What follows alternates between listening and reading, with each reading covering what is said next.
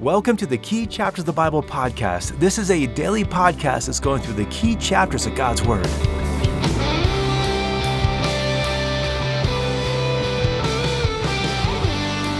Forgiveness and reconciliation are two terms many people know about but struggle to live out. And today, as we study Genesis 40 to 45 in the life of Joseph, we'll see what it looks like to truly forgive and reconcile. Now, today we're finishing out our quick water ski through the life of Joseph that we began yesterday.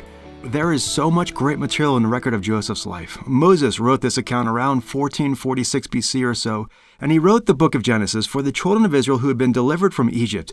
And this account explains to them that they were the chosen people of God, whom God had sent to Egypt for protection and provision, and Joseph's life illustrates for them that even though they were formerly slaves, like Joseph, they would rise above their past to fulfill the divine purposes ordained by God. And so the life of Joseph is a vital link in the unfolding of God's plan for his people. Now, yesterday we saw that Joseph's brothers were bitter because of the special treatment he received from Jacob, their father. And because they were so bitter, they sold him into slavery and shipped him off to Egypt. In Egypt, he was bought by a man named Potiphar. Joseph flourished in Potiphar's house and was placed in charge over all that Potiphar had. But during that time, Potiphar's wife tried to seduce Joseph. Joseph was faithful to the Lord and resisted her advances, and when she saw he would not give in, she tried to destroy him and claimed he attacked her. Now, such an attack would have meant death, but Joseph had found favor with Potiphar, and Potiphar did not kill Joseph, but instead threw him into prison. Now, we didn't cover this yesterday, but if you want to read chapters 40 and 41, you'll find out that in prison, Joseph cared for two banished officials, Pharaoh's chief baker and Pharaoh's chief cupbearer. One night, both had a dream, and the next morning, Joseph interpreted their dreams. He said that the cupbearer would be restored to Pharaoh's side, but the chief baker would be executed. Both interpretations came true. The chief baker was executed, and the chief cupbearer was restored to Pharaoh's side. But unfortunately, that didn't result in Joseph's deliverance from prison, and a couple years went by. He was still holed up in jail, and then one night, Pharaoh had a set of unnerving dreams, and his magicians couldn't interpret them. And then the cupbearer remembered Joseph. Joseph was brought before Pharaoh. He interpreted Pharaoh's dreams and advised Pharaoh to begin a policy of taxation for the next 7 years so that they could store enough grain to last through the 7-year famine that was about to come. Now Pharaoh saw Joseph's wisdom and appointed him over this task. And in that role, Joseph amassed more grain than could be counted. He ruled over Egypt, second only to Pharaoh. And so that's the cliff notes that now brings us to today's material. Chapter 42 opens 20 years after Joseph was first sold into slavery. For 13 years, Joseph was a slave, but in chapter 41, God vindicates Joseph's faithfulness, and he has now ruled Egypt for 7 or 8 years. And at this point in chapter 42, Jacob and his family are in a desperate situation. There's a famine going on, and they're out of food, and they don't know it, but there are at least 5 more years to go in this famine. Now, many of us remember the horrible Ethiopian famines of the 1980s. That famine lasted from 1983 to 1985, only 2 years, and it was Ethiopia's worst famine in a century. And yet this was a 7-year famine, and Jacob's family was caught up in it, and they were facing annihilation. Now, Jacob realizes the solution's in Egypt because they got food, so he sends his sons to Egypt to buy grain. But he does not send Benjamin with them because he doesn't want anything bad to happen to him. And so when Jacob's sons arrive in Egypt, they're brought before Joseph, but they don't recognize him. And in verse 6, they bow before the very person they mocked 20 years earlier for having dreams about these kinds of things. And yet here they are bowing to him. And they're also going to bow before him in chapter 44, verse 11, and chapter 50, verse 18. 3 times Joseph's prophetic dreams that we saw yesterday have been fulfilled. Now, for the next couple minutes, we're going to talk about a sequence of events that might seem harsh. But we need to remember that we're actually seeing Joseph working through whether or not he could actually trust his brothers. After all, they were the ones who sold him to slavery. So we need to remember that what we're going to be reading here in Joseph's response is actually showing us he's already forgiven his brothers. If you think about it, in chapter 40, Pharaoh executed his chief baker on a whim. Joseph is now second in command. He would have no trouble indicting and convicting his brothers of real treachery. He could have had his brothers executed tomorrow. And the fact that he does not shows his heart of compassion and forgiveness. And this is an important principle. Forgiveness is when we do not require someone to repay us for what they owe us. If you borrow my motorcycle and you smash it on up, I might be like, well, that's going to be a couple $1,000. Now, if you pay me a couple $1,000 and I shake your hand and we're all good and the relationship is restored, that may all look good, but I've actually not forgiven you. I've required you to pay something for our relationship to be restored. But if I say, don't worry about paying me back, I'll just absorb that loss. Now that's forgiveness. Forgiveness usually costs us more than it costs the other person. And if we're not willing to absorb that cost, that pain, that hurt, well, we're probably not forgiving them. And that's why true forgiveness requires God's love. Our ability to forgive someone comes from being filled with God's love, and His love enables us to do what would otherwise be impossible. But when we're in fellowship with God, His love flows in our hearts, and His love enables us to endure the personal loss that forgiveness requires. Now, sometimes people don't want to forgive because they think they don't like the consequences. They'll have this wrong understanding, like maybe if someone crashes my motorcycle, I've got to forgive them, but I don't want to because that means the next time they got to ride my bike, and if they crash my next bike, I'll have to forgive them again, and then let them ride my next bike, and they can crash that bike too. And that's how people view forgiveness. But they're confusing forgiveness with reconciliation. Forgiveness extends mercy and grace without repayment. Reconciliation is when we agree to the terms of the relationship. And so being reconciled means to be reconciled. To be conciled with someone means to be conciliatory, to be on friendly terms with them. It requires a change to happen so that we're now on friendly terms.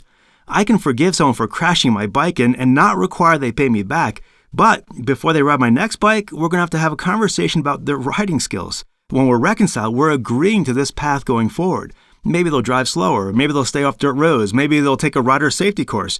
We agree to the changes and how this relationship is going to be going forward. Now, here's what we need to understand. Several passages command us to forgive everyone. Matthew 6:15 says, "But if you do not forgive others, then your Father will not forgive your transgressions." And so we're commanded to forgive everyone because that's in our power. But we're also commanded to have an attitude of reconciliation towards everyone. Romans 12:18 says, "If possible, so far as it depends on you, be at peace with all men." And so God commands us to forgive everyone because that's in our power. He commands us to seek to be at peace with everyone because it may not be in our power to reconcile with every single person, but we still should have this attitude. As far as it depends on us, we should be able to reconcile with everyone. And so as we go through these passages here, we're going to see that Joseph demonstrates both of these attitudes. Chapters 42 to 45 show us Joseph's work in reconciliation with his brothers. He's already forgiven them, but the back and forth we're about to see is not because he's giving them a bunch of hoops to jump through before he forgives them or reconciles with them. He is determining their character and if they're ready to reconcile. Now think about the difficulty of this situation. Over 20 years have passed. Now he's ruler of Egypt. The responsibility of the nation rests on his shoulders. He cannot afford to jeopardize his authority and responsibility to save the people of Egypt. And so now the terms of the relationship have changed. Will they change too? Now, if they haven't changed, they can get their grain and go. But if they have changed, and if they're willing to reconcile, they will experience blessings they could have never imagined. But first, Joseph must determine the condition of their heart. So let's skim Genesis 42 to 45 to see how Joseph determines their readiness to reconcile. Now, this process begins in Genesis 42 verse 9 when Joseph calls his brothers spies. Now, his brothers deny this charge. They say in verse 13, "Your servants are 12 brothers in all." Now, it's obvious that 12 brothers are not standing before him. So he says in verse 15, "By this you'll be tested." And he tells them he's going to hold them in prison. 9 brothers will stay in prison. 1 will go back and get Benjamin. Now, this is their first test of character, and they don't pass. For whatever reason, they don't trust each other. And in verse 17, 3 days goes by with them stuck in prison, and they can't agree on who's going to stay and who's going to go. And so after 3 days, it's clear they've failed the test.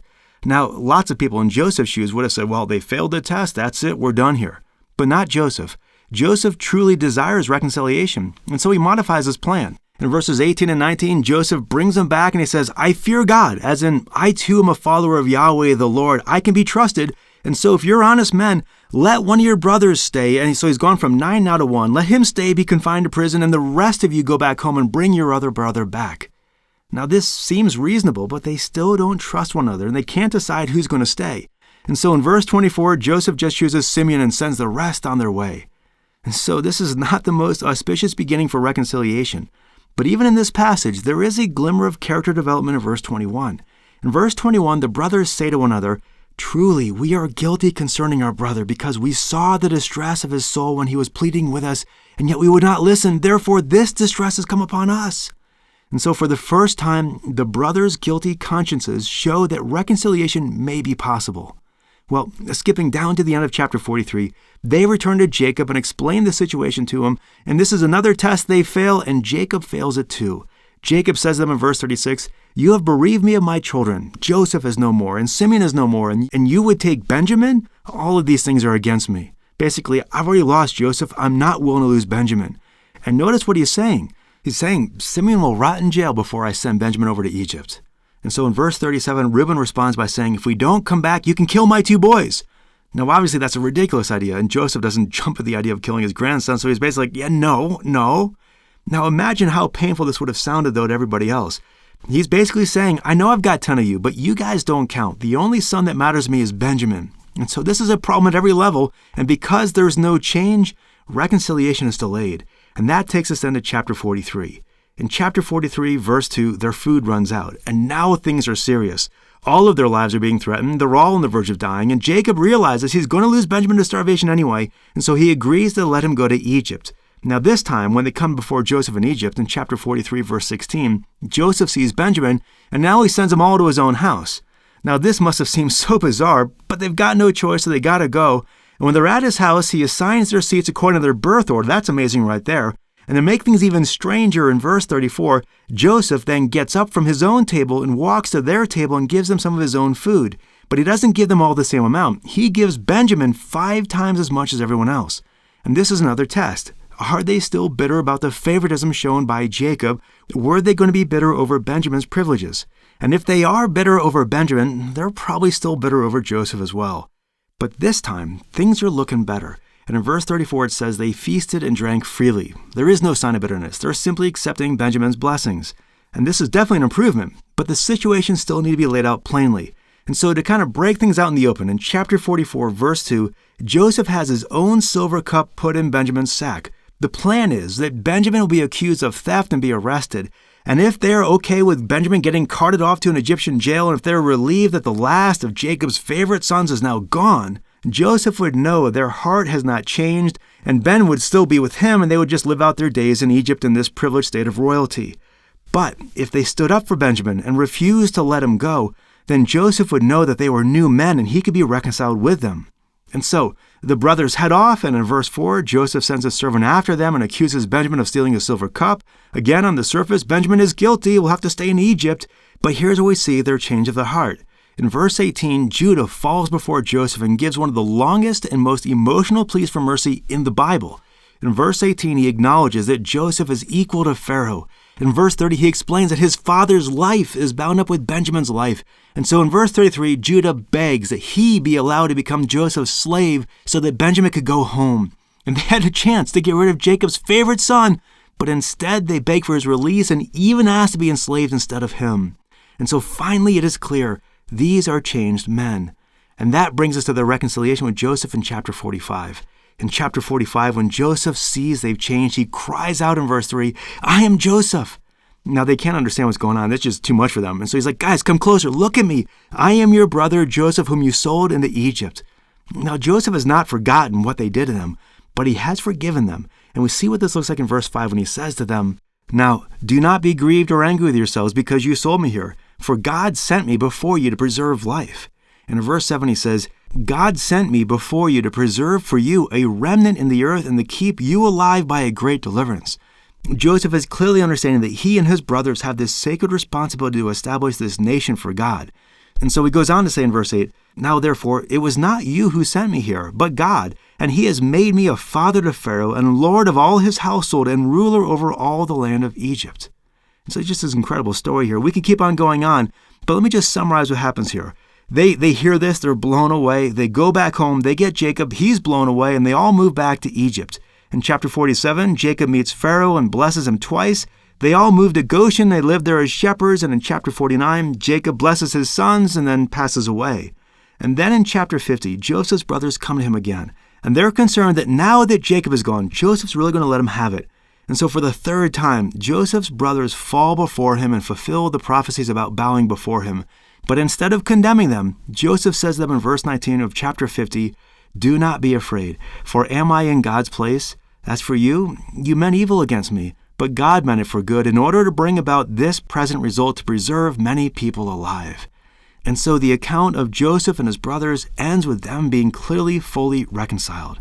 Now, I know that that's a super fast study in the life of Joseph, but Joseph's life is a wonderful record of a person who overcomes horrible adversity and even his own fears, you might say, and bitterness by the grace of God. And this shows us the kind of strength and courage and love and forgiveness that it means to be part of God's people.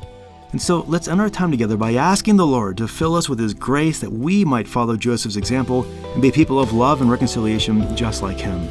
Well, that's Joseph's life. Thanks so much for listening to today's podcast. Until tomorrow, have a great day and God bless.